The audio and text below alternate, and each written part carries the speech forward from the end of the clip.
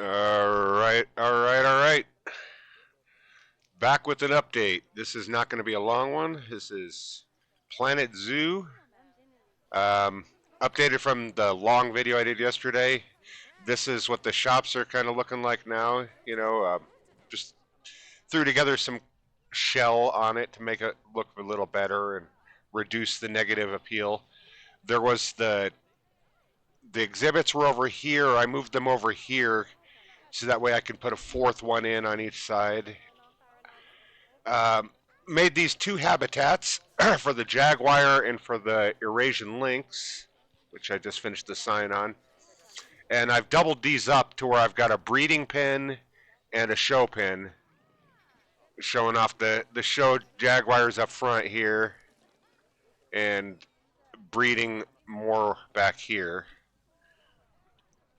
And I got the same thing going on with the Lynx. I did dual pins as well for that. And you can totally afford it. I watch videos where people are losing money, and it's like I don't understand it. There's lots of money to be made in this game. But that's what I've got going on right now. Is kind of working a little bit on design, but mostly on just trying to get functionality going. And that's kind of a key thing that I'd mentioned in my videos is functionality is most important. That it's one thing to make really cool designs that everybody looks at and goes, wow, but I want the game to actually play the game. I want the people, the guests to be able to get where they got to go, the employees to be within range of the thing.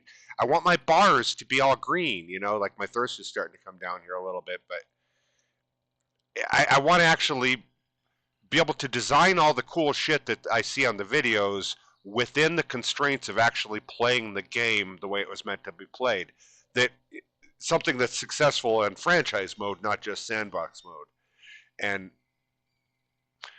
another thing that I think is kind of key and what you get from these videos here that you're not going to get in a lot of videos is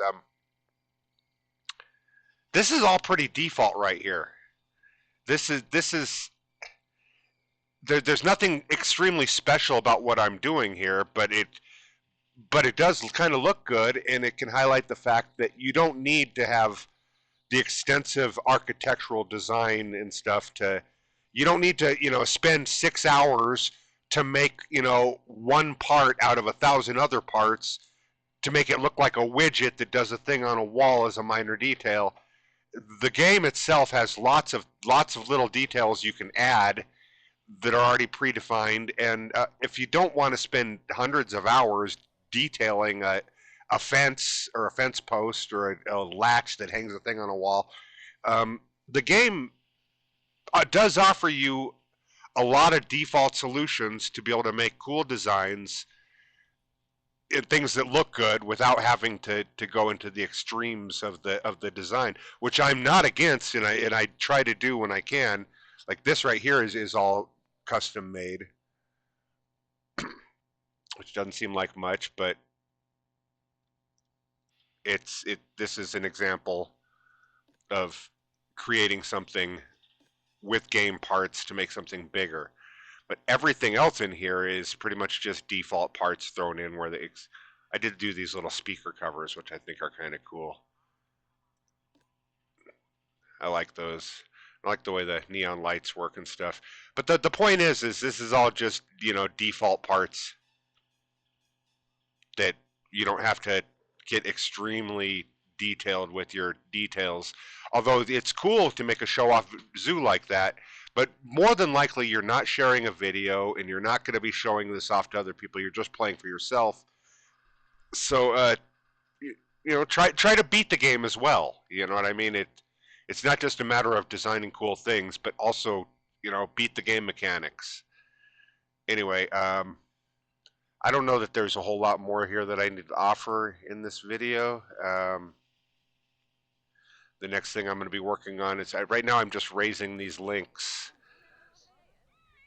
trying to get the babies going, trying to get some economy going. Here's a baby over here. Markov. His stats aren't terrible.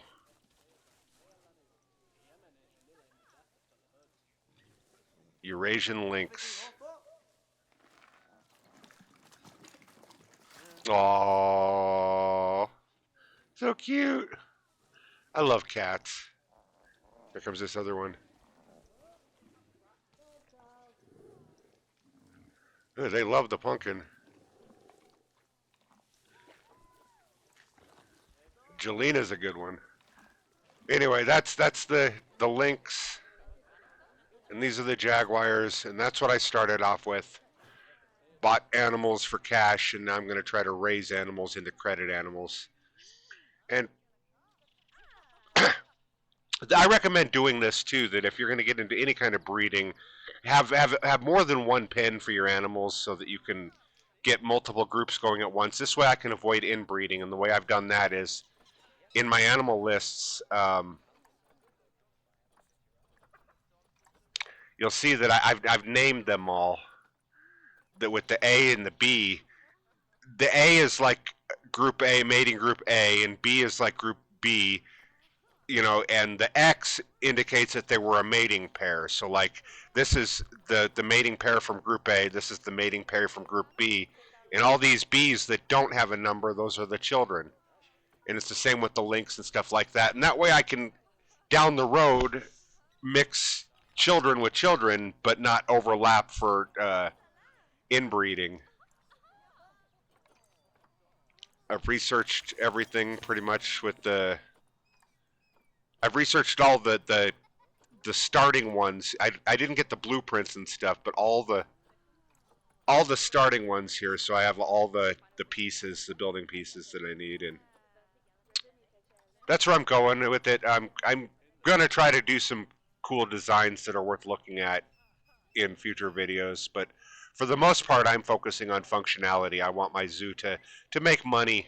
I want it to make profit at the gate, and I want it to be able to put out, breeder animals that I can be successful with. Like these pens were completely just thrown together, right?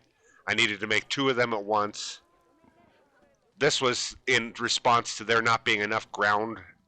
There wasn't enough land territory after I made all this, so I made these little these little ledges to like expand the land territory to kind of cheat the land requirement that they needed to make them fit. But it works. They got good diving down here. They can go down and get some fishy fish. They like that. Jaguar like to dive. The Lynx doesn't dive at all, and like this is all just default parts, but I think it looks great. That you can do something that looks cool without hyper engineering a whole bunch of little parts and posts and details. That the game plays really well without all that. That in fact it plays better because the more parts you put into the game, the slower it's going to be down the road and stuff. And I'm not against all that. I'm just trying to highlight the fact that you can play this game without extensive knowledge in architecture and just use the default pieces to make something that is passably cool while you play. It's it's totally doable. There's lots of building in this game, and it's pretty fantastic for that. Anyway, I think that's it. That's it for this video. But yeah, come back and I'll try to do more. I'm gonna try to do something better and more stylish tomorrow. But this is just an update on where I started yesterday. Anyway, peace out. Have a good one.